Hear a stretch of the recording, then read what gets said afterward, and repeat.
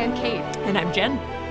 And this is Chamomile and Clove, our All Souls podcast. Today, we are discussing chapter 37 of A Discovery of Witches. And we decided to take out this chapter because there's so much going on in it that it felt like if we tried to lump it in with other chapters, we would be doing it a disservice. Yeah, and it's certainly not the longest chapter in the book, but it is arguably the climax of the book. Not even arguably, like it is the climax of the book. So...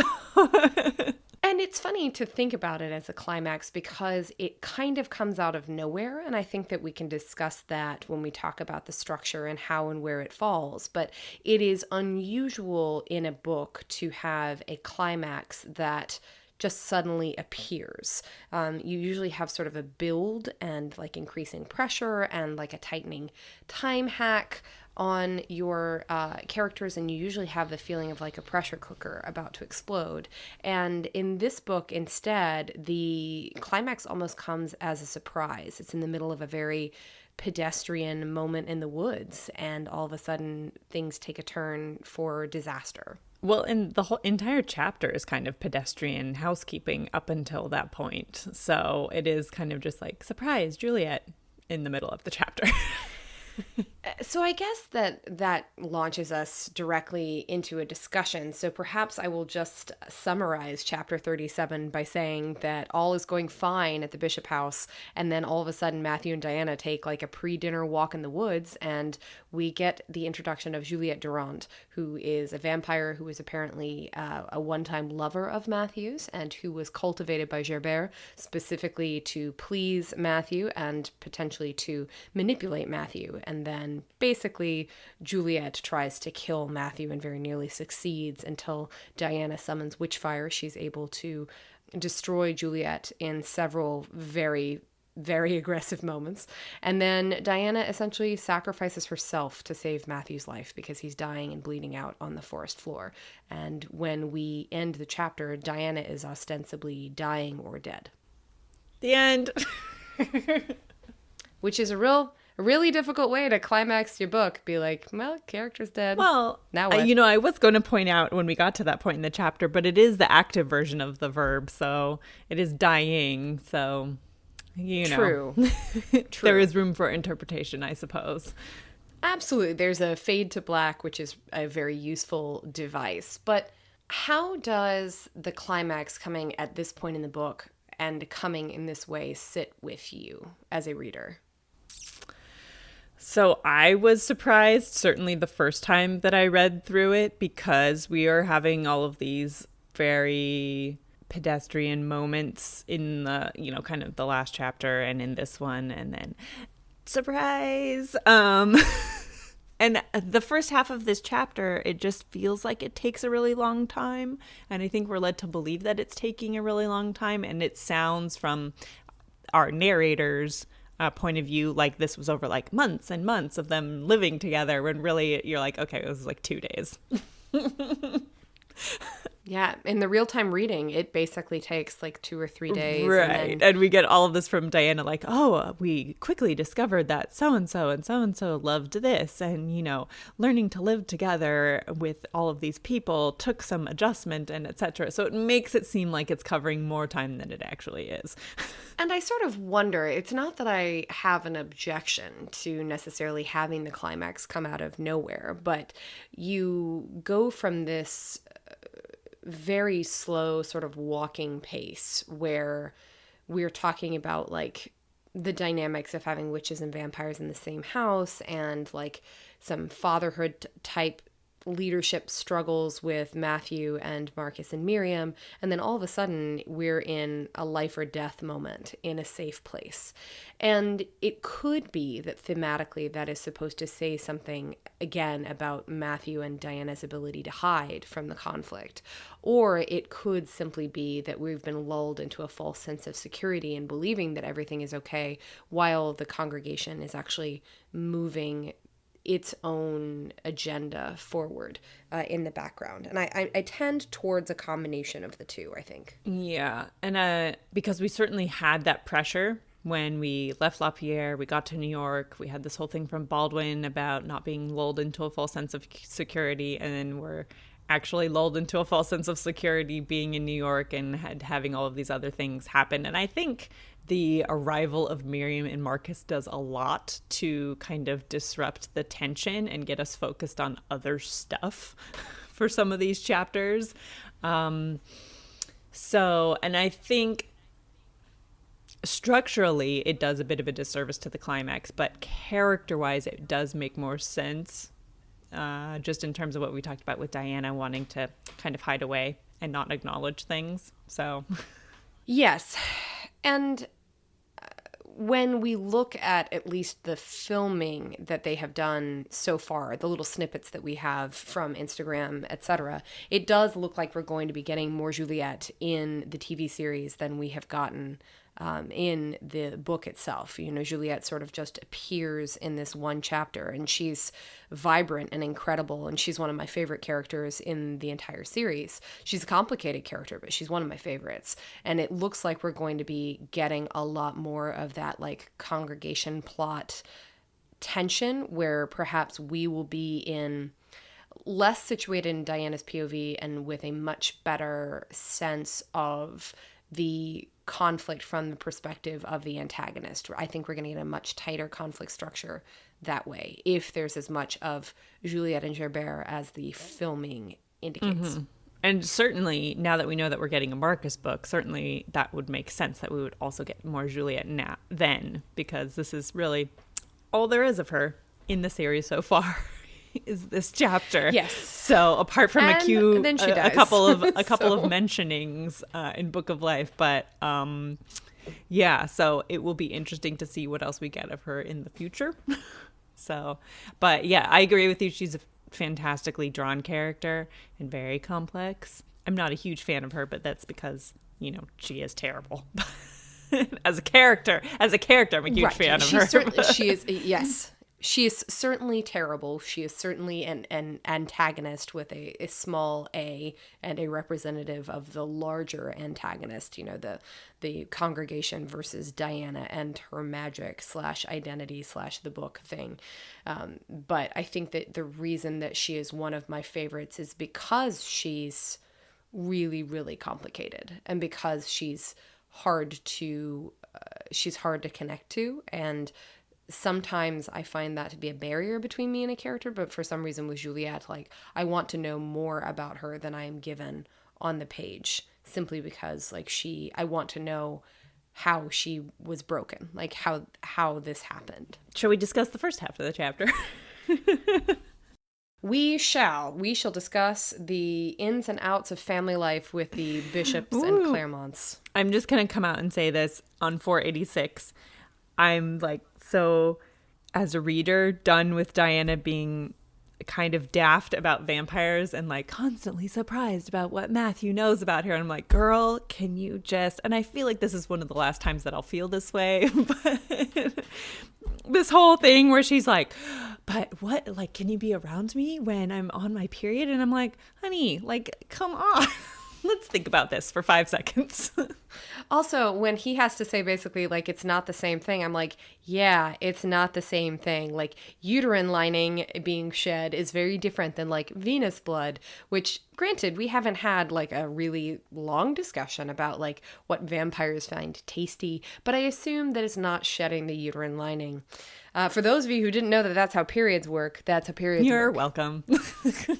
This has been Biology with Jen and Kate. And these moments, the ones where we have to have some of these, like, weirdo conversations about vampires, and the ones that are kind of like dealing with curious tropes of vampire fiction and being like, well, I guess what is the answer? I feel like I have to answer this question.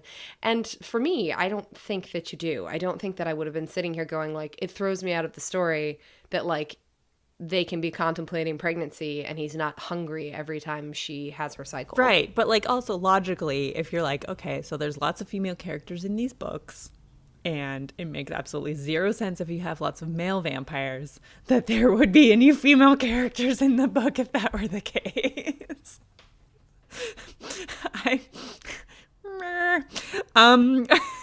And since you mentioned learning things about vampires, it actually cracks me up that on 487 we have this whole thing about Vampire 101 classes with Miriam, and talking about how much M has learned, and I'm sitting here reading it, going, why isn't Diana also sitting in on these classes? Because I feel like she could benefit. I definitely feel like there are some of these things she does not know that perhaps Right. she I think she ought just to know. needs to be a permanent fixture in Miriam's Vampire 101 class, because we know Matthew's not telling her these things. I'm waiting for Miriam's Vampire 101 podcast, actually, where she just sort of takes common misperceptions about vampires and deals with them in little 5-minute, like, quick and dirty tips. Exactly. Like Grammar Girl, but for vampires. I would listen to Yes. that. And while I enjoy this sort of lounging and swanning about the Bishop House, I also don't find it to be terribly, maybe convincing is the wrong word, but I don't find that if the story is trying to tell me that things are going okay and that like they're getting along fine, I don't actually get that sense. I get the sense that it's a very tense, stressful household and that things are on the brink of going really poorly. Yes, I do get that sense as well, because it does read uncomfortably. And we also have this bit in the text, I think it's on maybe 487, where we have this comment about her recovering from LaPierre. So now suddenly, after the last three chapters, we're now again concerned about her recovering from LaPierre, whereas in the last reading, we were definitely not. So we kind of have this ride over and this recontextualization of like, what's happening in the house.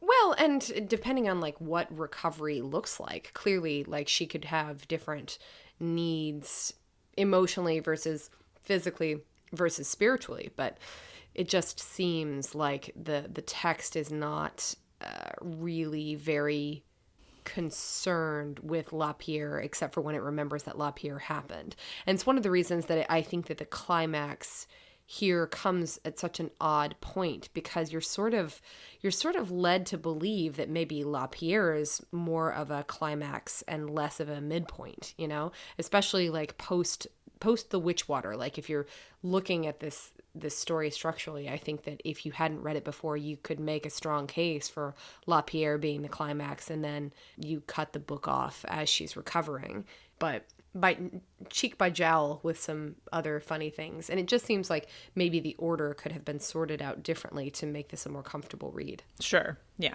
And I do think too, though, Diane is doing a bit of like trying to play house, it seems to me, because on 488 we have this comment to her where Marcus walks in and she's like, our son appeared around the corner, and I'm like, what? That's not no. So I feel like Diana's a bit kind of like playing house, you know, like putting her head in the sand again and just tootling around playing house with everybody. And I think that's a bit of what we're getting in this whole explanation. Right. Well, and perhaps that contributes to the discussion that we will have about identity and responsibility and choice later in this chapter, about, you know, whether you can ever really avoid making the hard choices or having the hard conversations. And one of the difficulties I think I have with Diana's character is that the text seems to present her to us as though she is a creature who is accustomed to a certain amount of like, say, like leadership and hardship and the capacity to do these sorts of things for herself, when really truly I'm not sure that the text then makes a persuasive argument for that being true. I think it tells us that and then doesn't do a great job of supporting it. I actually think the truer characterization of Diana is as somebody who hides and as somebody who tends to try and avoid conflict. Oh, sure. Certainly. Like, definitely at this point, I think there's tons of textual evidence that that's the case. You know, in further books, we can re-examine that. But right now, for sure, she's not super keen as on taking the lead. Not at all. Unless, of course, as we discussed in our last reading, that she's forced to do so. Like, unless she reaches a tipping point of frustration or anger or fear, essentially. That is what motivates her to take charge. But yes, so it is odd to me what we are trying to do, I think, in these couple of pages, which is establish this family routine, get the witches more accustomed to having vampires, figure out the manuscript, and then also do a bunch of Knights of Lazarus stuff at the same time before we take a walk before dinner that turns into near death. It still just niggles at me that she's making it seem like it's covering like weeks of time. Especially, the Scrabble and the midnight movies and all that stuff. I'm like, okay, so what you could have said was, yesterday, Sarah got up in the middle of the night and discovered Miriam and Marcus watching movies, because that's how much time has passed. Yes. And that's also, we have certainly talked in other places about the difficulty that some series, for instance, Outlander, have difficulty with distance. I think that perhaps the All Souls trilogy sometimes has a difficulty with time. With time. Right. Sure. And like how much time has elapsed. And I wonder structurally whether the choice to make it the biblical 40 days between when they meet and when we conclude this book, if that choice was made as a part of the original plotting decisions, or whether that is something that was sort of added to the book later. And so there's certainly a draft maybe of this book where this does take longer. Yes. And I think, and I'm sure we can discuss this more, I think that choice does become problematic in certain cases in terms of pacing and in terms of, just like character development, and certain things that maybe should be allowed more time are not because of that structural choice. And I'm sure we can talk about it more later. But here it's just, it's struggling a little bit. Mm-hmm. And we can discuss at the end of the book, I think, whether we think that choice of 40 days and everything that sort of brings into the narrative as a symbolic choice, whether that's really truly meaningful. I know it's also a meaningful number of days in alchemy. So it could be that this is just like one of the symbolic conceits that the story takes, but it does mean that I think we spend our time oddly. Although we do get some nice dashes of humor in the middle. On 488, she's talking about them, making a mess in the still room and the unholy trinity of Sarah, Marcus, and Matthew brewing in the still room. Enjoy it. I like the vignettes that we get in the Bishop house, even if I think that the answer is that for me, I just can't look at the pacing of this alongside the real-time reading. I have to too be closely. I have to be like, no, they just fit more in 40 days than I ever could. So, like this set of 3 days actually took 3 weeks. Like I sort of have to read it that way. I think that there's a nice balance in this chapter between the humor and the conflict, especially the interpersonal conflict, although I wish we spent more time with it and I wish that we unpicked it a little more.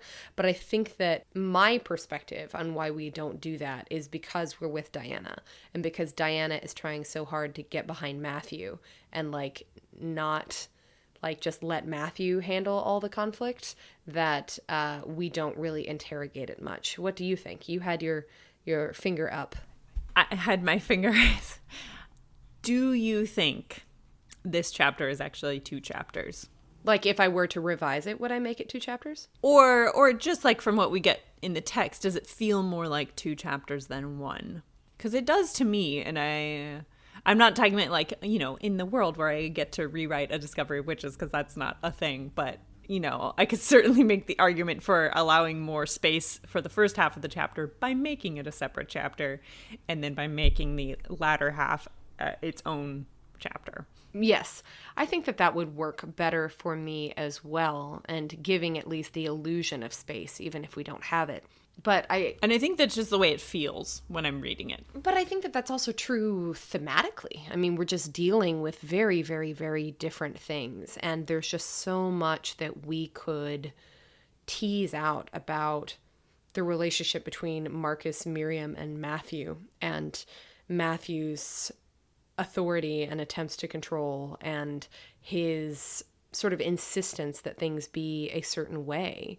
And the fact that Diana is perfectly willing to sort of submit and subjugate and to let him do that because it is easier. It is less complicated when she does that. Do you want to talk about the Knights of Lazarus a little bit? Certainly. We are on page 489, which is where we begin having the discussion where Marcus storms off and says, I'm too damn young for this, and drives away in one of his many sports cars. I love it.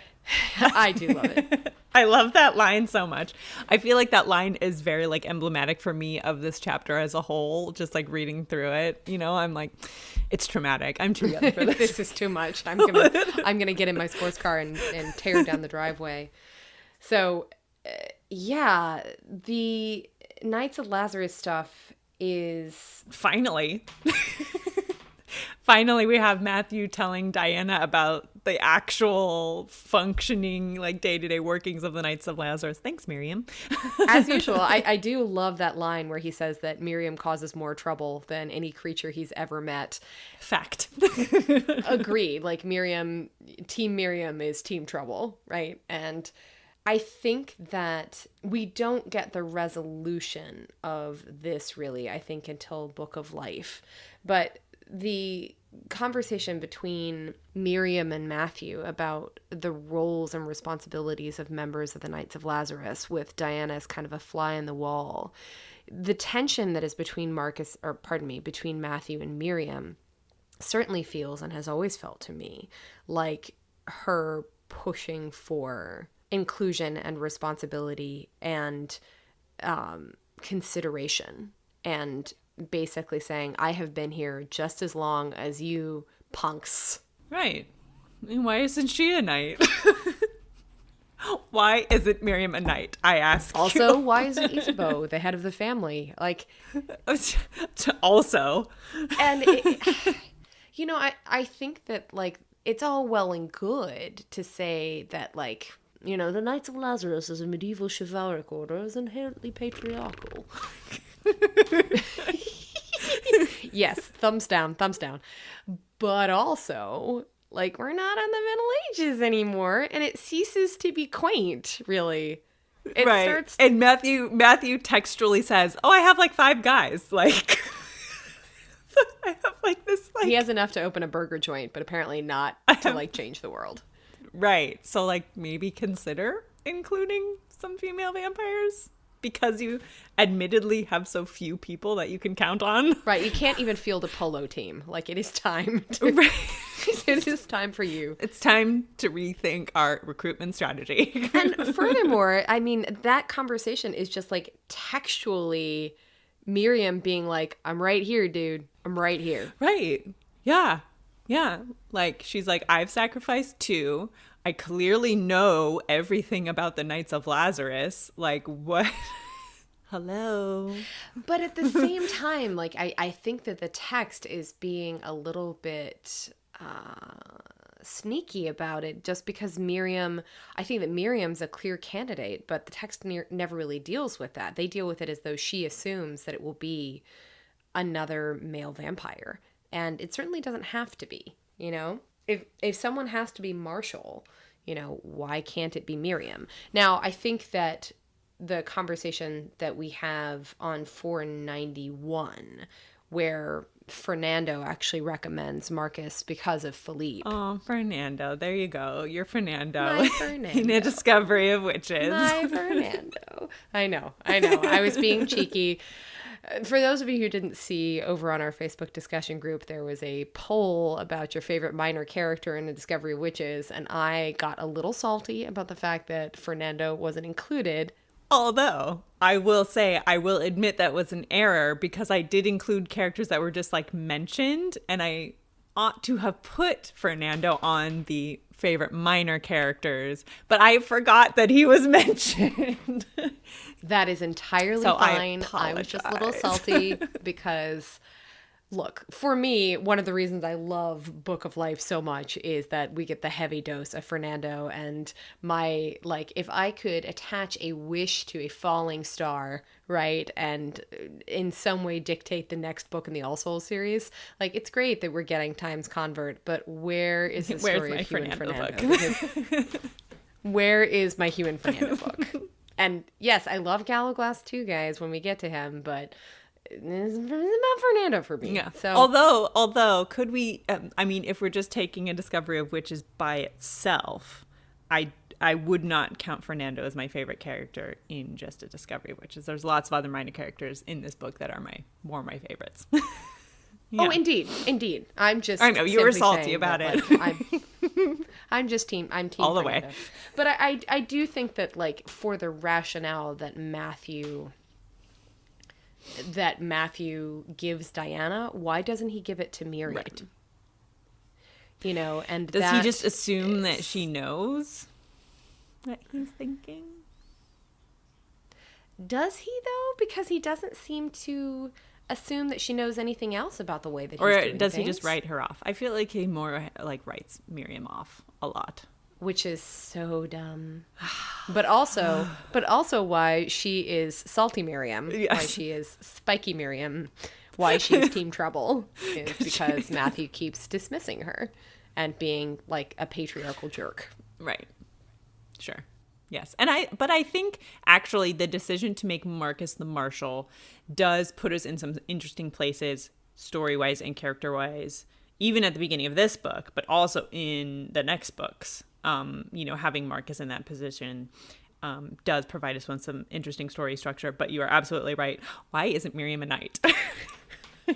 Yes.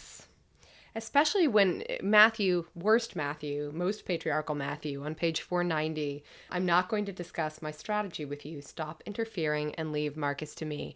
Oh, hell no. No, sir. No, sir. No, thank you. I agree with Matthew that Miriam was interfering when she decided to bring certain things up in the last in front of chapters. Diana.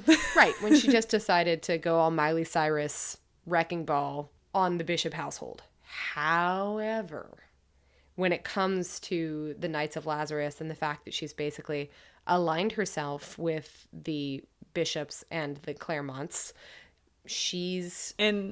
And her husband was a knight, excuse you. Right, her husband was a nice knight, and she has apparently decided to stick with your family for some reason. And I think that she's, after all that time and all of her service, entitled to more respect than Matthew gives her. And it's certainly a place where it's maybe arguably the only place in this book where I think that throwaway comment about Matthew's attitude towards women needing an overhaul is actually valid. Right, actually supported. Yes. But it seems to be specific women, because I don't know that he would... Well, do we think that he would exclude Isabeau? If she were here, do you think that he would have the same attitude? I think Isabeau would exclude herself. Interesting. I think Isabeau would exclude herself. I don't think that she would put herself in a position where she was demanding to know more or have more of a discussion. So... what do you think, guys? Would Matthew exclude Isabeau? Were she to actually say, I would like more information, please? But I think she already knows, all of this stuff. I feel like she has her own way of finding out information. She doesn't need to, mine Matthew for information. I'm going to chew on that one for a while. Okay. And then we talk about Diana learning magic. Or Diana trying to learn magic, I should say. I have a question. Okay, so page 491... Given our textual hypothesis that Matthew has, re, the way Diana's magic works, why are we trying to approach magic this way? What? Mm-hmm, I'm with you. Given we've had it textually in the book, Matthew stating this is what I think about Diana's magic. Why are we trying to force her to learn spells? Why are we spinning our wheels on this? 2, maybe 3 answers, but most of them start with Sarah. Okay. My theory is, number 1, Sarah doesn't know what else to do. She feels that Diana is ill-equipped and that she's the only person in the house who could maybe give her some way to access her magic. Maybe they just weren't doing it right. Number 2, maybe Sarah believes that Diana needs to learn to use her magic, right? That there's a certain amount of need there. Or that Sarah is just doing the best she can to manage a really complicated situation for her as well, and giving Diana something to do. And I think it is complicated, but I'm confused because given Matthew's, we'll call it, I guess the nicest way, desire for Diana to learn magic, I would think that he would have strategized more with Sarah about how best to help her with that. because Matthew is super determined for Diana to learn magic. Um, but he doesn't seem to be in on the actual strategy of teaching the magic. Yes. And I find it to be difficult for me that Diana herself is not more interested in learning her magic and accessing her magic. She is still, I think, cocooned somewhat and not really confronting what having the magic and using the magic would mean. And so I think that she's, sort of going along with it. I also, this is a speculative question, but do you think she's really trying that hard? I feel like she thinks she's trying hard. Help me understand what you mean by that. Okay, so if we backtrack to our conversation of like needing and wanting and desiring, and we actually had a fantastic conversation on Facebook with one of our listeners about our hypothesis on Diana's magic and the idea that it's if Diana needs or wants or desires something, not if somebody else wants her to do something, but if she actually needs, wants, or desires something, that's when it happens. So I think in this instance, she thinks she's trying hard, but she doesn't really like want it yet. She hasn't come face to face with this idea yet. She's not fully invested in the sense of like desiring to learn it. She just like is doing the perfunctory, like, I'm trying, but she's not really trying. Yes. I think that that's probably the most coherent theory we can possibly have for Diana's relationship with her magic at this point. And also Diana's relationship with herself. It seems that one of the things we can take away from this discussion about her magic and need and want versus desire is that one of the things that is compromised about Diana is her inability to actually know what she wants, needs, or desires, or to be able to distinguish between those things, or to be able to define those things in a way that doesn't actually involve somebody else. Right. And I think, and we've certainly had this conversation earlier in the book, the fact that half the time she doesn't even like take care of herself, like on a basic level. So how could she be in touch with the higher level needs, wants, and desires if she's not in touch with the basic level of needs, wants, and desires? And I think that helps me to like coalesce this whole idea. Mm-hmm. Mm-hmm. Is that, it has to be a hierarchy. If you're not in touch with like very basic things like eating, you can't be in touch with these more like metaphysical, higher level items. Mm-hmm. Mm-hmm. Which, the more that we talk about that, I think that it returns me to the idea of Diana's fundamental vulnerability, her trauma, her compromised inner self, where she's been alone for a very long time, but essentially I feel like she is not in touch with herself and her more complicated needs in a way that would allow her to use the magic even if she could get to it. And that it's amazing to me that she managed for as long as she did alone, without any real concept of her own needs and wants. Do you think part of that was like this in the spellbinding was to like allow her to get along until Matthew came along, as like part of the protection was like, yeah, it's gonna suck, but like you'll be fine even though you don't possess these necessary things, you'll be fine, but then you'll have to figure them all out eventually. Or maybe it's why the magic only emerged in like ways that were already so buried for her that she couldn't really think about, because we have that textual evidence in the beginning of her like fixing the washing machine, and like she clearly must have wanted to fix the washing machine in order for that charm or whatever to work the way that it did. And she reveals that she's been doing all of these things with her scholarship for so long, and she wants to solve certain problems. And I think it's just like really sublimated, and perhaps she just doesn't have a good idea of the connection between what she really wants, needs, and desires, and like how that influences the magic. Yes. Don't know. But that's a coherent theory, so thank you, listeners. Yes. Thank you. And it does too, it helps me with the whole butter issue with Matthew, which is that Matthew is the one who said that Matthew is like creating his hypothesis, but he is only partly right at this point with his hypothesis about Diana. So that helps me kind of like just whistle past that whole butter issue. Buttergate 2018. Buttergate 20, which we get more of in this chapter, and I am just going to ignore it. Well, I also think that some of that comes from, like, we forget because of the construct of this romance, that it's fast, that it's furious, that it's eternal, that it's immediate. We forget how little opportunity Matthew has actually had to spend with Diana and the ways in which he doesn't actually really know her all that well. Like, he certainly hasn't been present to watch her magic in the other moments, in the fixing the dishwasher moments, or in the, like, hair sprouting. Like, you know, do we think that that's like, I wanted to be a good actress and therefore, sure, you know, or I wanted people to like me or something along those lines. I wanted to be the best Ophelia there's ever been, and therefore I began losing my face becoming Ophelia.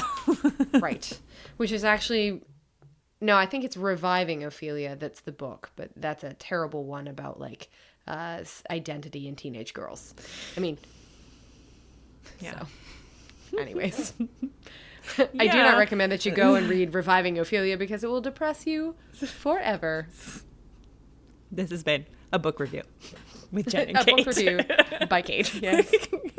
My mother definitely read that book to try and understand me as a teenager, and it was not really applicable to me, I don't think, but maybe she was afraid that it was, and so I feel like I was parented in reaction to that book on occasion in ways that I don't think worked for either of us. Oh, so, dear.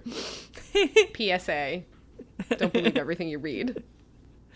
Right. I think that you are right in, you know, reminding us, like, this entire book is 40 days. Most people aren't even, like, dating seriously in 40 days. You know, like, they might be dating, but it's not, like, super serious. It might be semi-serious. So this is more like they know each other in the sort of fate, we were drawn to each other. I know you, even though I've never met you. Our souls know each other. But like in the actual practical world, he does not know her very well. Or there are just like lots of things that he doesn't know about her. And I wonder why. Why do you think we as a culture have a thing for the fast and furious, instantaneous, forever match?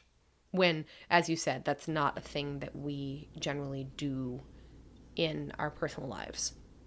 Well, I think it goes back to our conversation we had about like romance and us being drawn to this type of romance. And I think it's just, you know, the fascination with the first phase of a romance, this, you know, love and consuming nature of, you know, the first stage of a romance that we are particularly fascinated with as a society. So I think this fits into that for me. What do you think? I don't know what I think. I think I'm still sort of chewing on it. You know, the maybe it has something to do with wish fulfillment. You know, some of it certainly maybe has to do with fantasy exploration.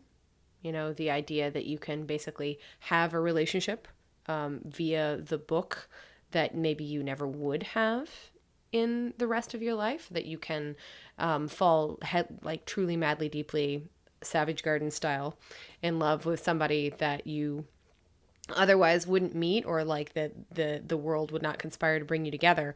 But, you know, maybe the less sophisticated answer is that in romance novels it's just to get to the bang bang faster.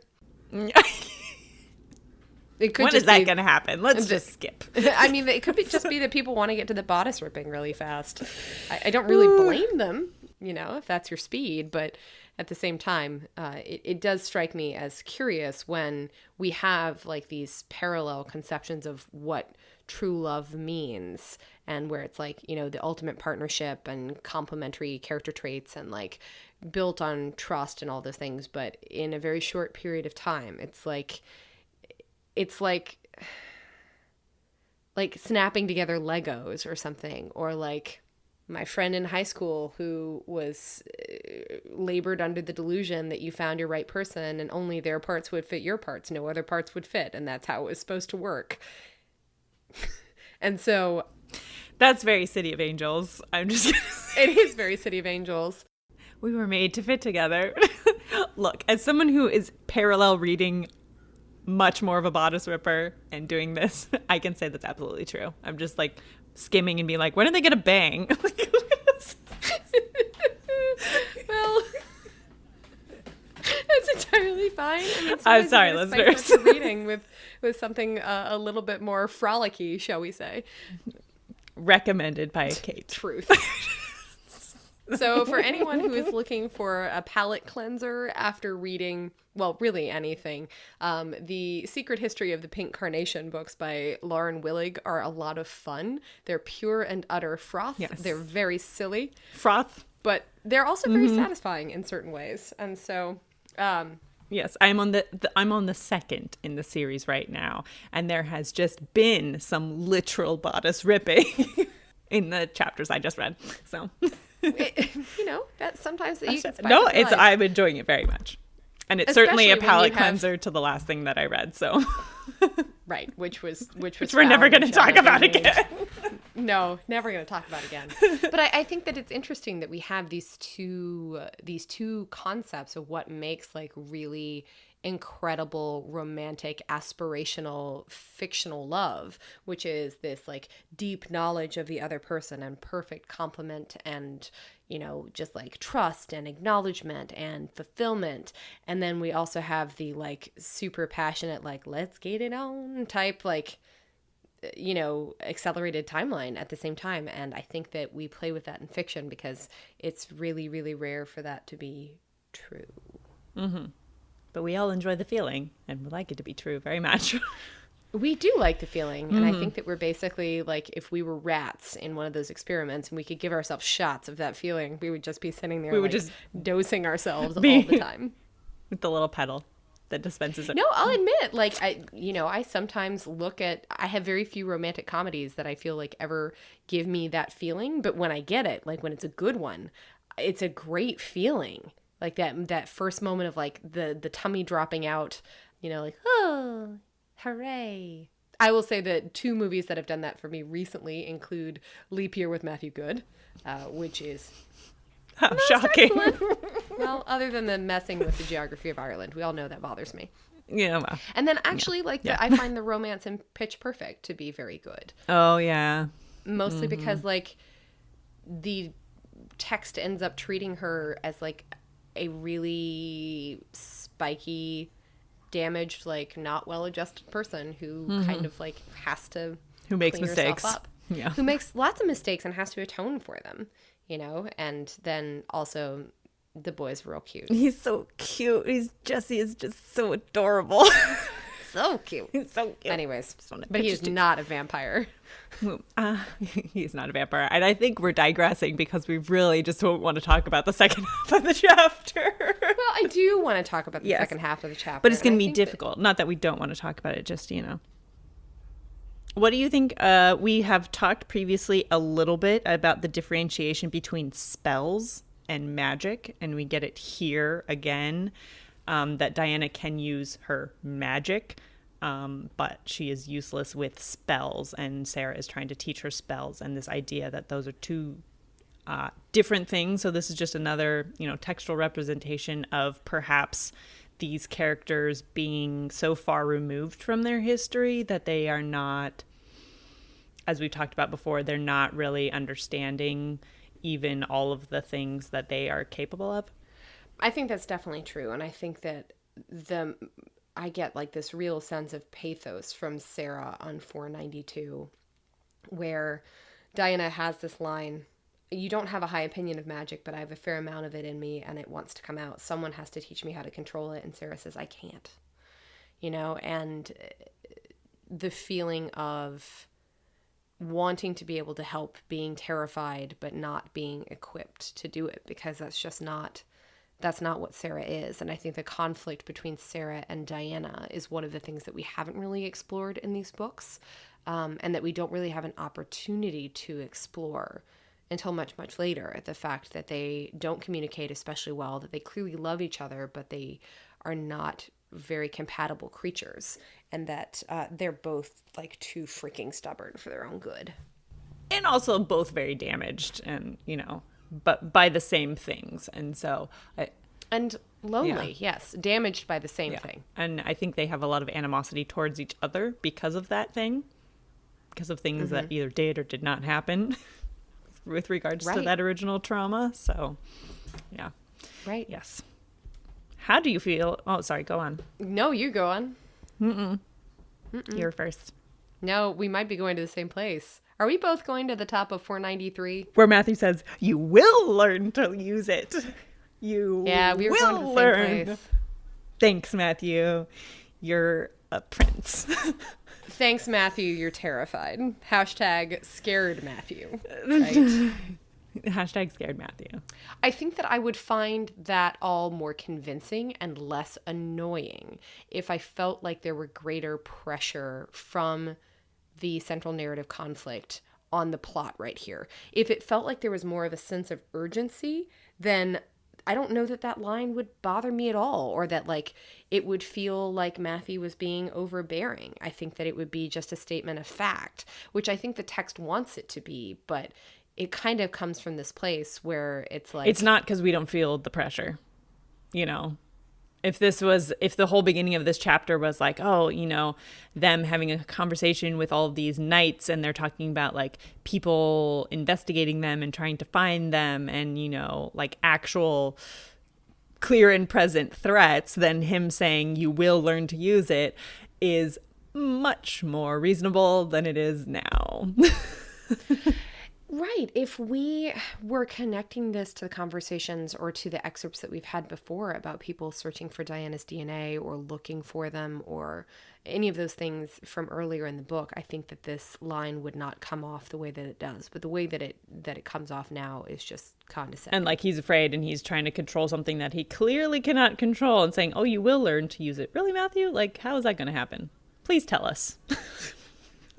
Please enlighten us about how this is going to happen. Right. You have no capacity to drive this, which is, of course, unusual for him. And I think in a sense it also frightens him that he does, in a sense, drive it, like knowing what they know now about the spell binding. But he still has no control over the fact that like his person is responsible for it, but he is not consciously responsible for it. Like his actions are not. Right. And when we get into the next book and we start dealing with some of Matthew's own issues and the fact that Matthew is also fundamentally compromised, I think that we can look at this and this whole conversation we're having about Matthew's leadership and Matthew's assumption of his role as the Knights of Lazarus and tie that back with the idea that he's been standing out of time, that he hasn't been really involved, and he's basically wearing that creaky old rusty suit of armor for the first time in a long time, and it's not fitting the way it used to, or it has to fit differently because he's different, because the world is different, because everything that he knows is changing, and because Diana's in the world now. And everything that worked for him before is certainly not working. It's not going to work in this situation. But he's going to keep trying. He's going to plug along. Until he can't manage it no more, guys. That's what habit does to you over the course of thousands of years. Yes. Yeah. Habit and the fact that people tend to listen to you. And then you're like, well, I'm just going to assume this authority and people do what I want. And then why aren't you doing what I want? Mm-hmm. Yeah. Mm-hmm. Shall we play tag? This really sudden tone switch, which I think is interesting. We already talked about why it's like structurally interesting, and how maybe these should be two different chapters. How does this device work for you? The device of having Juliet show up and wreak havoc. I like it. As we've discussed, I think I would like it even more if we had the tension prior to this point. And then we had, Juliet showing up and at that peak of tension. And then we have this conflict. Like if they knew that they were being hunted, by somebody, but they didn't know who it was. So I do like that Diana is the first person to realize like what is going on.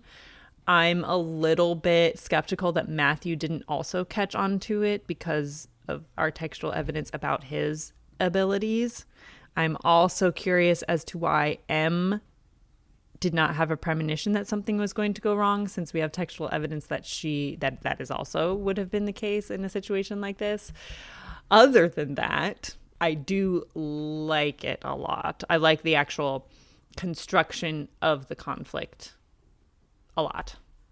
I like the idea that Juliet shows up so quickly and so suddenly and from a correct direction, where like she is just not detectable by Matthew because his senses can't pick up her scent yet, and that she's clearly very good at this.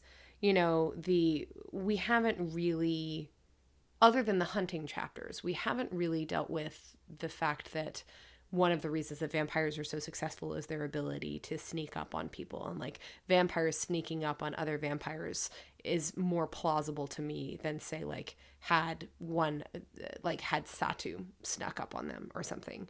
And I think a little bit, just as far as sneaking goes, Matthew not expecting someone to sneak up on them. Like they're clearly more prepared for a forward assault, like a more obvious assault, and him not expecting that it to be more of an assassination attempt, and B not expecting it to be Juliet works very well. And I like the idea that she has been sent specifically because perhaps he did not expect her to be sent. and because she would be especially damaging for him, that she is a very effective tool because she's a weapon, right? And I do like what this chapter does in terms of showing us that Baldwin was right, and that Baldwin as the strategist, Baldwin as the more military brother is correct. More clear-headed in a crisis. Correct. And that he recognizes that that the sense of security and that hiding and being good, and trying to marshal your resources is not the way that this conflict is going to play out. Right. Which really portrays them as up until this point, the characters have felt like they're being proactive, but they are in fact only being reactive. Even though they have, Baldwin was like, this is what's going to happen. And they're like, okay, bye. And, maybe if we hide over here and like argue for a while about how we should be proactive, then that's being proactive, definitely. Right. And it's certainly like the engine of the central narrative conflict is what keeps coming and sort of biting them in the behind. And do you think a little bit too is Matthew's difficulty with Baldwin that perhaps also leads him to not be as proactive as he could be? Some of that, but also Matthew's inherent arrogance.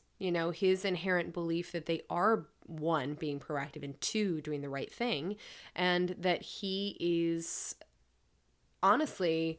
He can handle it. I'm handling it. This is me handling it. Do you see me handling it? I'm handling it.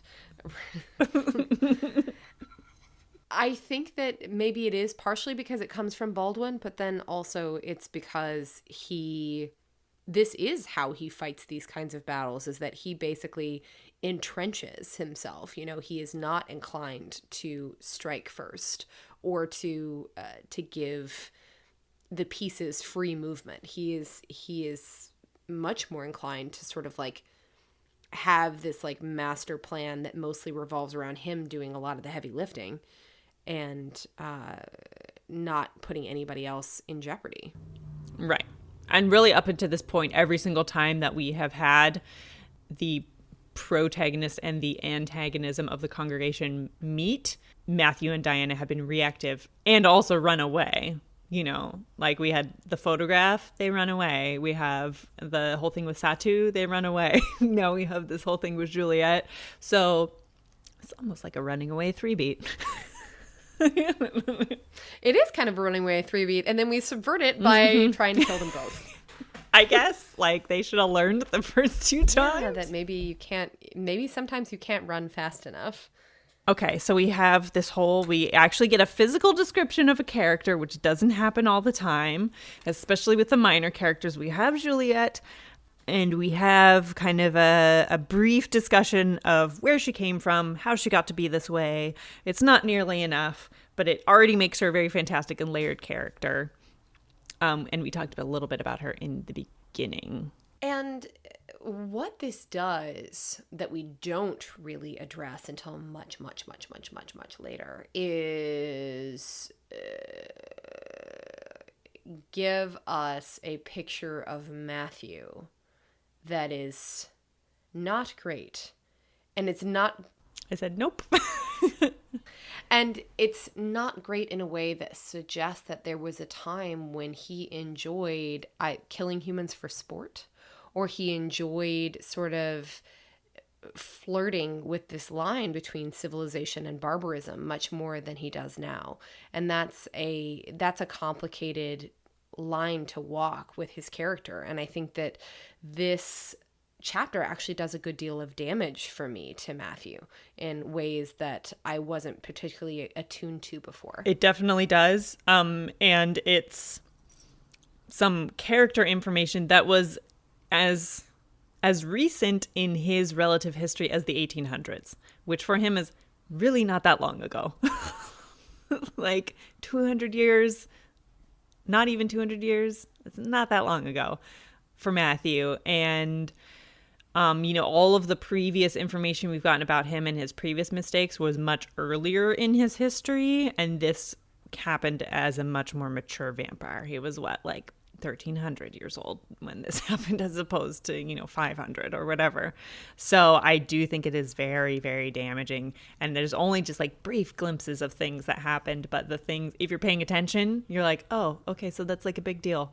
Actually, that's a pretty big deal. Right. And she's sort of framed as the bad ex-girlfriend. And the thing that I find so difficult about it is that I don't believe the text is telling us that Juliet was ever whole. Certainly not as a vampire. Right? And that certainly, yes, not as a vampire. And so it seems like Matthew was associated with her and perhaps involved with her.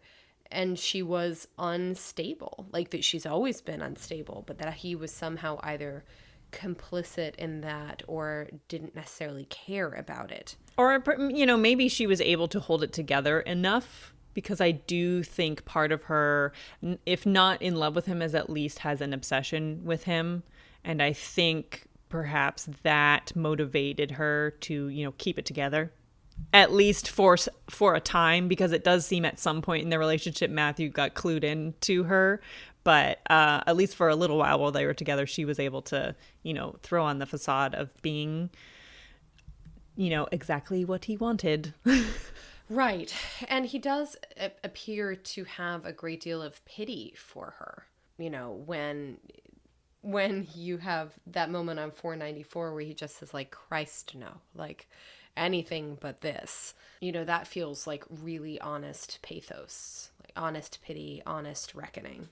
How do you feel about Juliet being designed for Matthew? Because we briefly mentioned that. How do you feel about that? Ooh.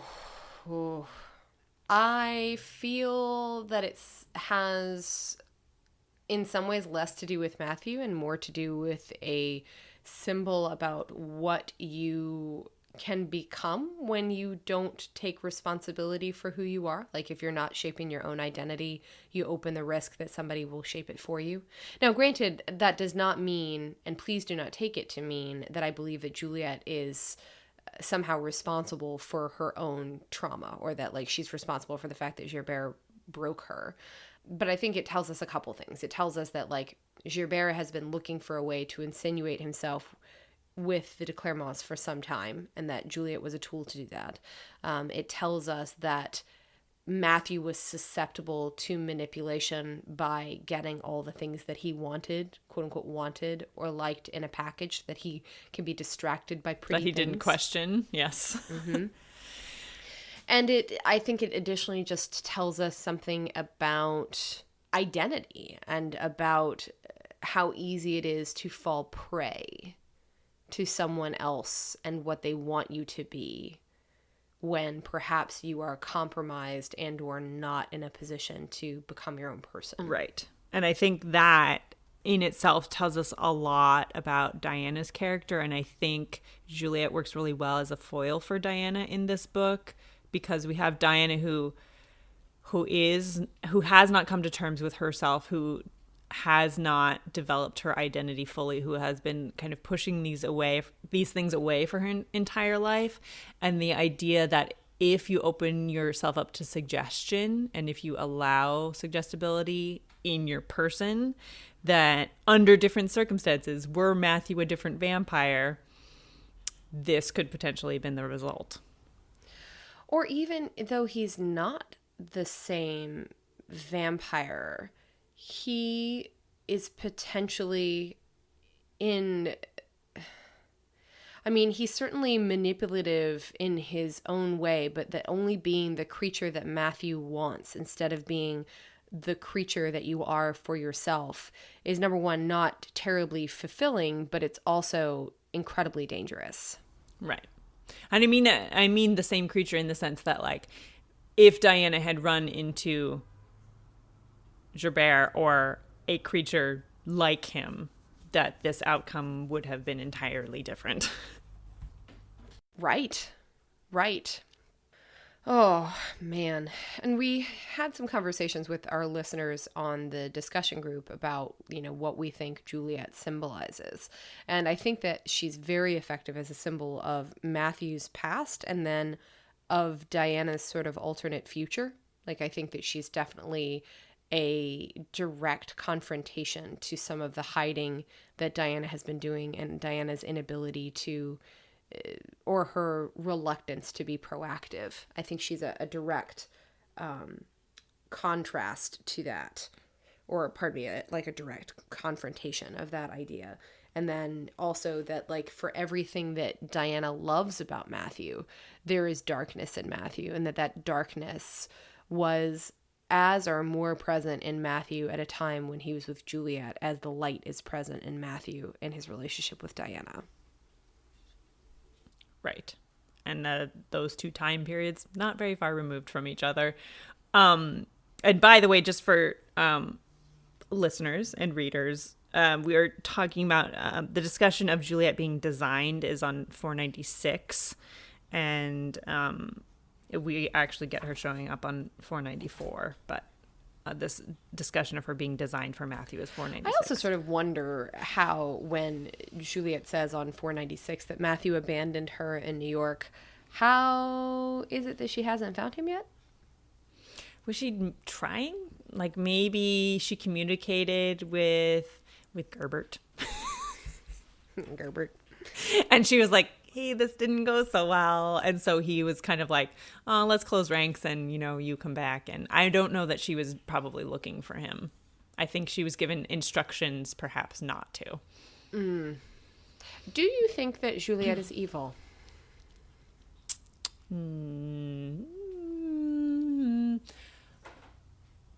I think that she is now, and whether or not that is entirely of her own making or choice is entirely debatable. But she is certainly a tool for evil things.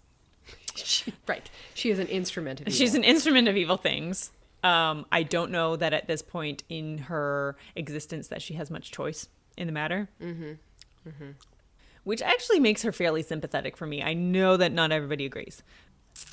I think, to me, like, there is a lot of tragedy in her and a lot of, we discussed, like, what if you could describe her in one word, like what would it be? And, broken and damaged and, like all of these things are certainly among those words that people chose. But I would also say, she is very tragic.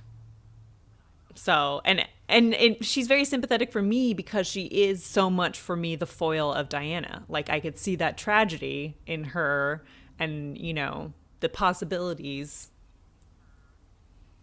I suppose. Yes. Yes. Does it complicate her character more for you? Because it does. Certainly. The fact that Juliet is one of our few characters of color in this book. Yes. I'm glad you brought that up because I certainly have that in my notes. So our characters of color in the book is we have so far Amira, our exotic yoga instructor. We have Chris, black best friend. We have now Juliet, villain. Not great. It's not great. I mean, at least like for textually the descriptions of characters in this book. Right. I'm actually having a much stronger reaction to it as like a character / individual of color being manipulated and used to do the bidding of, an old white dude, right? Obviously. But more specifically, the idea of colonialism and breaking and ravishment and turning people into something that they're not to serve the needs of an oppressing class, basically. And so I find her to be very complicated because textually, as I'm reading 495, right, the description of her, her skin was the color of milk with a splash of coffee, which is... Ooh, man. Is it coffee with a splash right? of milk or is it milk with a splash of coffee? I can't remember. I wrote it. It says color of milk with a splash of coffee. I wrote it down which backwards. Is Thanks, dyslexia. a complicated encoded way to talk about race in general, but specifically to talk about people who she is textually sounds like Creole or French, basically. In the audiobook, she's given a French accent, so we are led to suggest that she was a vampire of potentially like, say, like colonial Louisiana Purchase, right? That she is somehow either a French-speaking person of color in a colonial period. And when we talk about somebody having skin that's like cafe au lait, right? What you are potentially talking about, you could be talking about like free communities of color in some of these places, but you could also be talking about the product of assault by owners on enslaved people. You could be talking about domestic servants and about the preference for women, particularly women of pleasure of a particular color because they were exotic. There's just like a lot of really gnarly stuff that's bound up in Juliet that makes her, for me, a much more complicated character, both in terms of my consumption of her position as like an evil person, and then also her use as a tool of Gerbert and the congregation. Yeah. And yes, I agree with all those things. It also makes me not happy, but it is satisfying to me that she is a character of color who is so very complex. While we get like half a chapter of Juliet in this book and just like a smattering elsewhere. But that I appreciate that she's such a complex character. Yes. I hate that her complexity stems so much from damage and tragic. Tragedy. Right. And from that it's damage. basically like yeah. a body of a person of color in pain, right? Who has been broken by someone who is textually light-skinned and part of an organization and class structure that, at least among vampires, that puts her somewhere. Like, the fact that she could be a tool means that she is lower on the proverbial hierarchy than Gerbert is, for sure. And that he could create her in any meaningful way is really, really, really problematic. Right. And this actually brings me to, in one of our very early episodes, we discussed historical accuracy in fiction. And, truth is no defense nor condemnation of fiction. And that certainly translates, to some of our discussions of the way like sex and gender and relationships are treated, but also the way race is treated in books. So how do you feel about it being quote unquote historically accurate for for the time in which we believe her to have been created? How do you feel about utilizing that in a work of fiction in terms of characterization? Ooh. I think that the answer to this, and I may not articulate it well enough now, but I'll chew on it a bit more.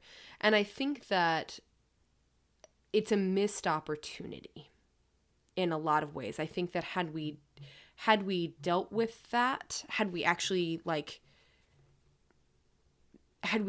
had some of those conversations about,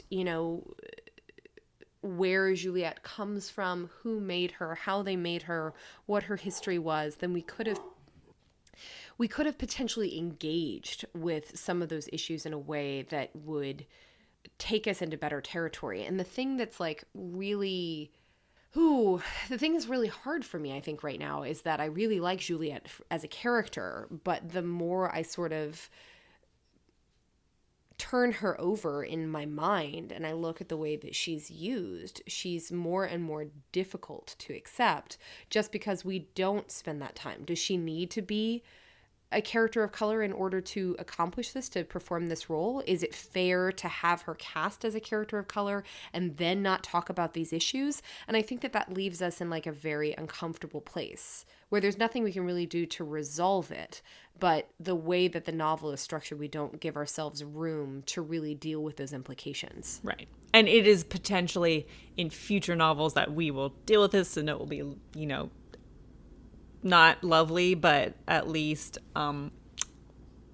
acceptably dealt with in future books, now that we know we're getting another character book where she may potentially be present. Or we may learn about her, because I think that... And we may learn more. Having her be a character of color, particularly if she is from that time period, or really any time period in which she is a character of color who is ostensibly textually of a different class than for lack of a better word, the white vampires. The question of whether she was vampirized of her own volition is actually really super complicated and important. And how much agency she had in her eternal life is... Right. Versus was she a slave or a servant and was vampirized against her will? Mm-hmm.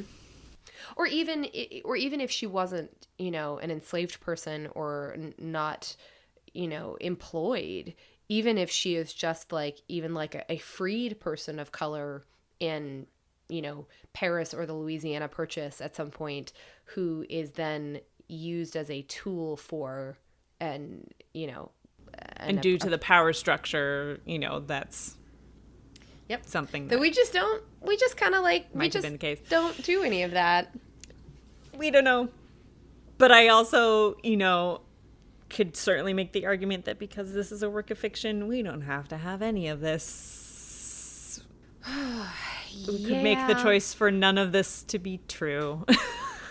Right. In this fictional world. But I think having made it this choice and having made this the particular conflict that we have for Juliet, having made this the thorny nest that we're in, we should deal with it. And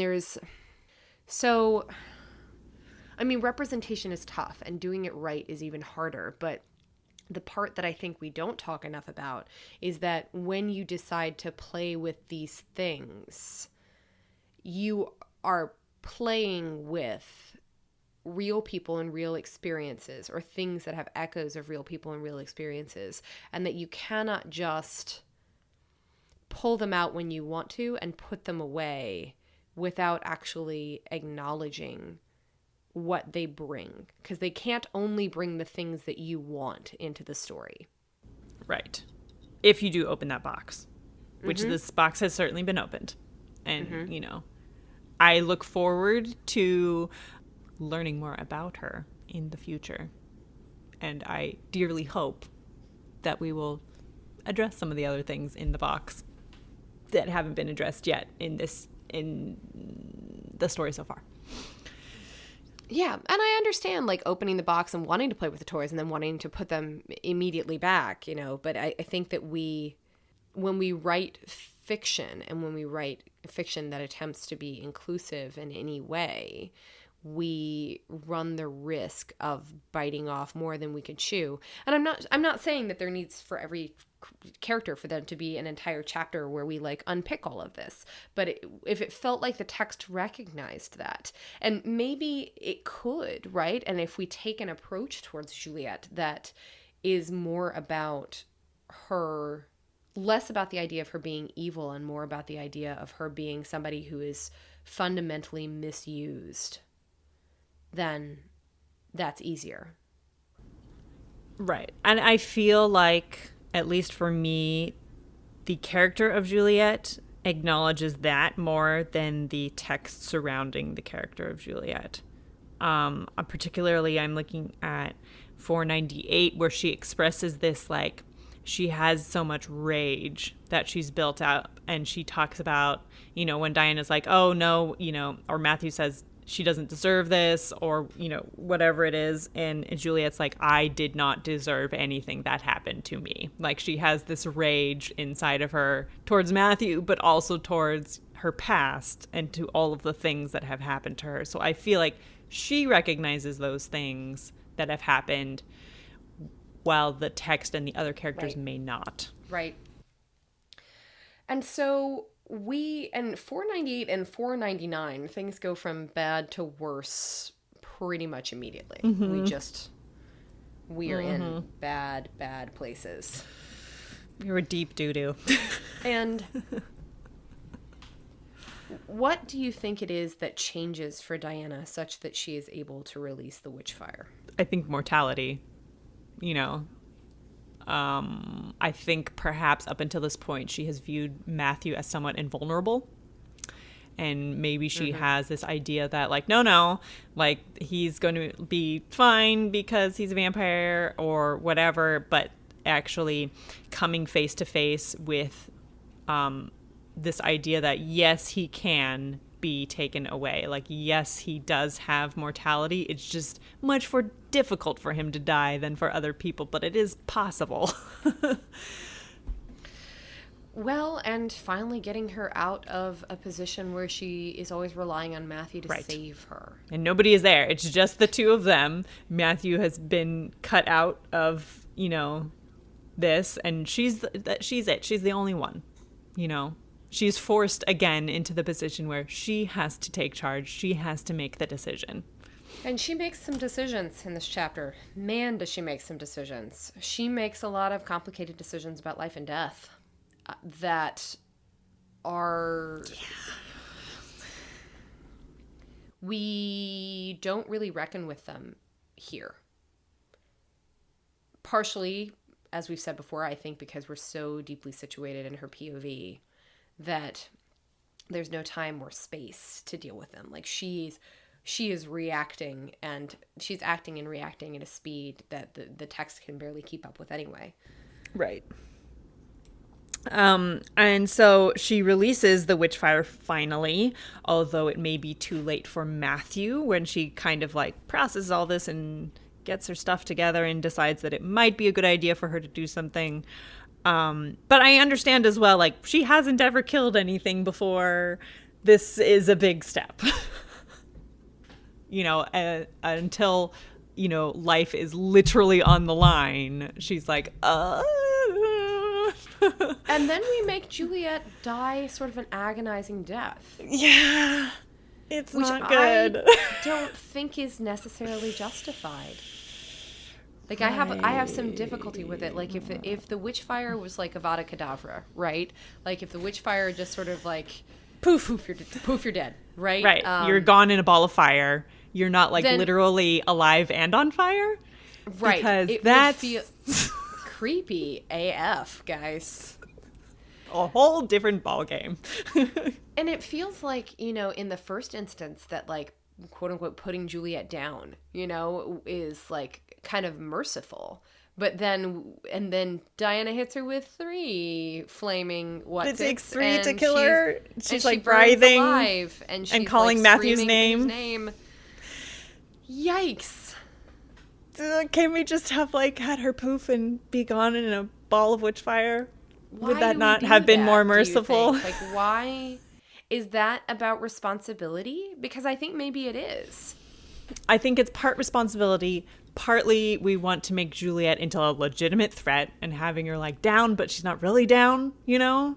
Like having her go away in one poof feels too simple, almost. But yeah, it's not. Boy. Yeah, I mean, I think that some of that is about like, if you were going to make life or death choices, then you have to deal with life or death consequences, and those life or death consequences include it not being an easy solution. It includes it being an ugly solution, and you have to mean it. And you have to really, really mean it. And not saying that Diana doesn't, but man, it's rough. She means it by number 3. I mean. So Juliet dies. Finally. Yes. So Juliet crumbles into a pile of having had her chest blown out. That poor Marcus later has to do right, because Marcus is apparently the fixer. Okay, but now we have to talk about like the really complicated part. So there's symbolism, there's like some difficult stuff about agency and about like how meaningful it is. Is it meaningful, or what do we think of Diana exercising her agency to essentially sacrifice herself for Matthew? And also a bit of vampire fantasy fulfillment. Finally, in this in this scene. Something that goes along with, like, you know, the whole vampire trope that we have not encountered up until this point, but now here we are. And sort of some essentialism about, like, is this at the moment of death and rebirth, right? So we have Matthew, and we have, like, sweet, loving, best Matthew as he is dying, right? And that maybe, like, this rebirth sort of essentialism takes him to a place where he is driven only by need and only by the savagery, as opposed to the finer feelings and the sort of superego of himself and survival, right? And, you know, survival. And that there's nothing in ways, there's nothing pretty about survival, right? There's nothing civilized about it. Right. Yes. And we do get, like, a lot of lovely and, like, tear-worthy statements from Matthew, you know, before we roll into the end of the chapter. They just make me want to cry. They do make me want to cry. And then we kind of push past that more romanticized version of death and dying. And I mean, like, romanticized in fiction, where it's like loving last words, you're in each other's arms, there's this embrace, into, like we said, survival, which is certainly not any of those things. And survival, which is elemental, and you know, Diana essentially embodying this sort of like this elemental will to live, but she manifests that sort of elemental will to live as a will for Matthew to live. And it's difficult because it's one of the most proactive things she does in the entire book, but it's also subsuming herself almost entirely into Matthew and surrendering herself for Matthew's life. And that's just not... And surrender, certainly part of the vampire fiction trope. Although I feel like we are subverting it a bit, but it's still definitely there. What... I'm trying to think of, like, how to, like, come at this, because there's so many different elements that we're dealing with. Well, so maybe can we start with the neo-pagan triple goddess? I was going to start with Diana's choice, but we can start with the triple goddess. Go. Okay. So I think that it's interesting that we choose to make Diana the mother here, because in the neo-pagan construct of the triple goddess, which, by the way, the history of like neo-pagan triple goddesses is like really convoluted, and I'm not going to get into it, but I think it brings us back to the unicorn symbolism, like the prima materia, like the beginning of everything type sense, but then also that like the mother aspect of the goddess is supposed to be about confident adulthood and taking responsibility, about being the sustainer. The color that is traditionally associated with the mother goddess is red, actually, which I find to be curious in this symbolic undertaking that we're in. And then the part that I find really interesting and really complicated is that there is sort of a feminist response to the triple goddess aspect of neo-paganism by saying that it's really a quaternity, that it's in only ever in relation to a male, right? That you're only a maiden or a mother or a crone if you look at it from a masculine perspective, that it is in relation to how a man sees you or understands your viability, your sexuality, and your usefulness. And I think that that's really chunky and crunchy here, because it is Diana arguably at her most proactive, but also in relation to Matthew always, and that she is embodying a creating, sustaining, nurturing, life-saving force for him, but not because of herself. Right. Yes, I agree with you. I would also like to say that you're very smart. Thank you. So what do you think then, since we're talking about the goddess, what do you think of Diana's decision to make this deal, with the character of Diana's decision to make this deal with the Huntress? I don't know that she would do it if she were not so traumatized by losing her parents. Like, I think that a Diana that isn't traumatized, a Diana that is fully embodying herself, I don't know that she makes this choice. I don't know whether she does. Right. And that has so recently had that trauma brought back up to the surface with the letter and all of this stuff with the spell binding. Like, that's like 2 days ago in the text. So it's all very fresh for her, I think. Yeah, and I wonder if, for character reasons and for symbolic reasons, if we have to have this version of Diana die a symbolic death. Like, if we have to reincarnate Diana as if this choice is sort of like a phoenix type choice where she chooses to burst into flames. She makes this sacrifice decision in order to be able to grow into the person that she will be. I think there's certainly an aspect of that. I'm on the fence about her being so desperate to save Matthew that she's willing to make this deal, not knowing what the price will be and not caring. But I agree with you that a more removed, detached, and logical thinking Diana would not have so easily made this choice, or perhaps not have made this choice at all. Yes. But I do like it as a story conceit because it does take us places in subsequent books. Like, this deal is very important in the trilogy. It's very important in the trilogy, and it is. Oh, I mean, I think it's tough to unpick, because then it's lying there as a plot device, and you're sitting there thinking, what is the price? What is the price? What is the price? And Diana's certainly thinking that as well. I mean, not to spoil things in the future. Like, she knows that she made this deal and it comes up again, and she's constantly having that very same thought, But it also raises the question of what would suffice.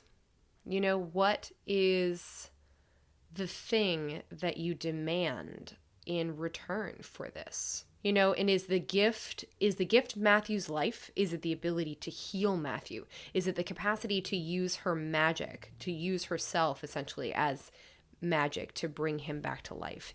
Is it like, what is the boon and what is the cost?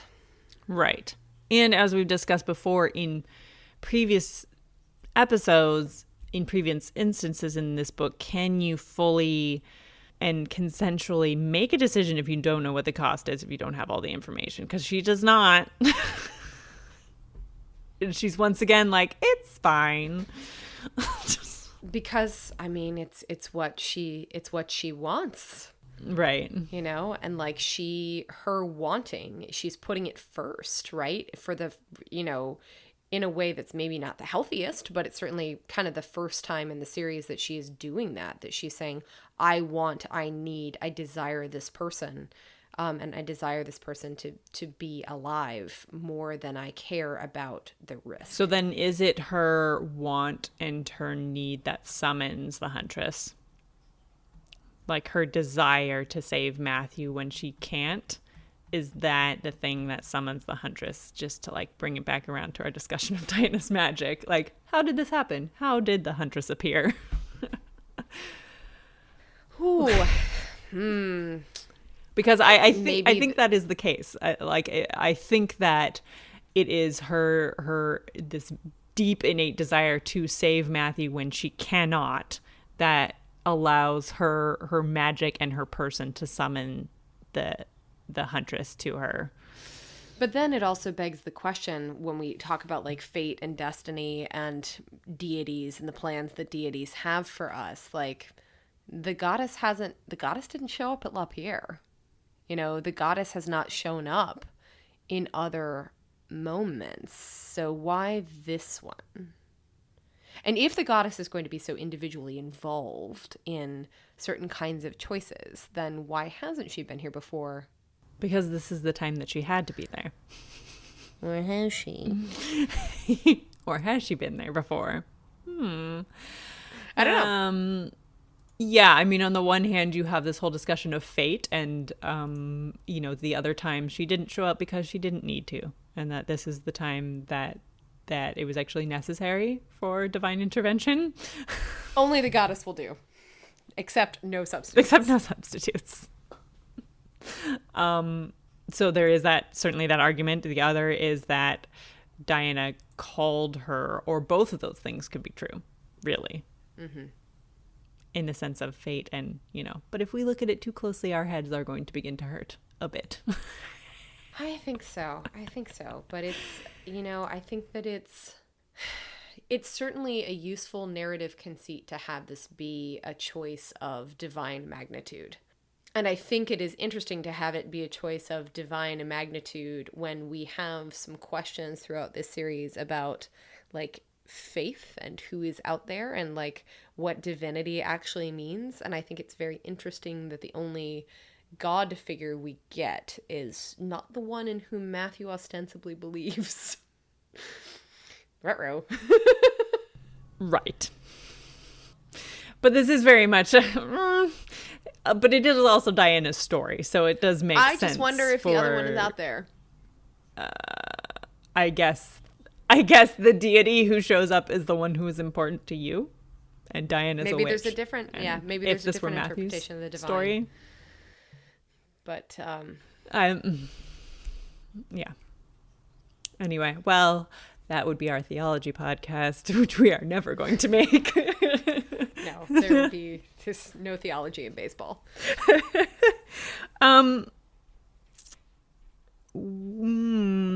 Okay, so she makes her bargain. And then we begin to intertwine sort of like feeding and eroticism and vampire like, tropes, vampire erotica. Suddenly we have surrender and biting. At least there's no actual winky dinky here, right? Like, because that would be super weird with everybody. That would be like if, and also neither of us would be reading that book, so. Yes, I'm really glad we don't consummate the marriage like right here, right now, as she's like expended her life force to save him. A, not the best time. B, B, Poor like, if the choices. thing that I do, if I like sacrifice my life and all you can think about is where to stick it, then I think that we are like not in great territory. I'm not reading that book. I think one or more of us has probably read that book and been like, no. You know, I recently read that book.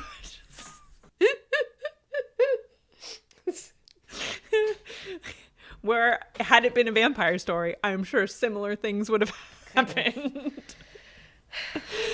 Oh man, I mean, and so I like, this is such an important and pivotal scene, but I get pulled away from it by the damage it does to Sarah and Em. Like, I get pulled out of it by how completely and utterly wrecked they are, that Diana Has made this choice. believes that the highest and best use of herself is to potentially throw it away from Matthew. Yeah, I have very mixed feelings. Yikes. One of them is that feeling. The other is that we've backed ourselves into this corner and there's really no other way out at this point. And given that that is the case, and given where we arc to from this, I'm okay with it. Given that this was never not going to happen in this story. We're reading a vampire book. I am pleased that it has been subverted. Like, this was not, like we said, their marital bed. Like, there was no drinking and having snacks in bed.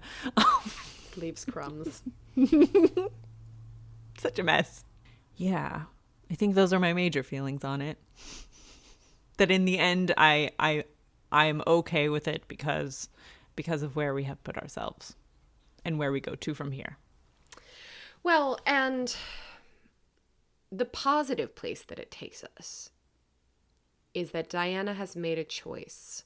Finally. That Matthew is worth redeeming, and that Matthew, despite all of the bad things, is a person who is worthy of and entitled to redemption, and that she's entitled to happiness and to being whole, if that's theoretically what Matthew brings her. And by choosing Matthew's life, she is theoretically choosing her happiness. Now, that's hard to see in this moment, but I think there is something to that we can chew on later. Right. Yes. I do appreciate that we don't have Matthew like instantaneously biting her, like he smells her blood and like that's it. I do appreciate that it is not his intention to, and that survival in the end takes over. I'm thankful for that. Yes. And I think that, that basically takes us to the end of 503 and the end of the chapter with Diana in the process of dying, either both a literal and a symbolic death. Right. And we do have the narrator, like I mentioned earlier, using the active verb here and saying dying. So there's no guarantee, and certainly we have a lot of book left. So even on your first time read, like, you suspect that in 3 novels that she's not dead. But you don't really know, is she going to become a vampire? Like, is he going to make her a vampire? What's going to happen? I don't know. But narrator Diana certainly lets us know that she's not dead yet. Right. She's just not dead. I feel fine. It's just a flesh wound. And before we divert into a Monty Python podcast, go ahead. I just wanted to end it on a positive note that I think this little visual poem almost that we get with the last like 4 lines of the chapter on the page is really lovely. This kind of like visual draining of the words on the page makes me very pleased. Yes. As a writer. It is a good piece of craft. And I do think that generally this chapter is well written. Like, I think it is mostly doing the work it needs to do, and it's doing it with a bit of flair. Particularly in the last couple pages, and not when we're sort of investigating the nooks and crannies of the Bishop House. But right, I would agree that the second half of the chapter is like very tight and well written. Yes, yes, and has great momentum, which is lovely. So, if you would like to continue the conversation with us, because I'm sure we're not done with this, you can find us on our new discussion group on Facebook. Thank you for those of you who have already joined. We are very much enjoying interacting with all of you there. And you can also continue to follow us on Twitter. So, look for the Chamomile and Clove Clovers on Facebook. And you can also find us through our website. All of the links to all of the places to find us are also on our website, which is chamomileandclovecast.wordpress.com. And also feel free to email us with your comments or thoughts if they are more lengthy, because we're certainly collecting things for our wrap-up discussion of this podcast. And that is chamomileandclovecast@gmail.com. And next time we will be back to a more regular kind of reading and discussion with 3 chapters and then 3 chapters. So we have 2 more discussion blocks, and then we're wrapping up the book, you guys. Which is amazing that we've made it this far. But thank you so much for sticking with us. We look forward to hearing from you on Twitter, on Facebook, or through email. We can't wait to talk to you about the remainder of this book and what comes afterwards. And we look forward to chatting with you all next time. Thank you very much. Thank you. Bye. Bye.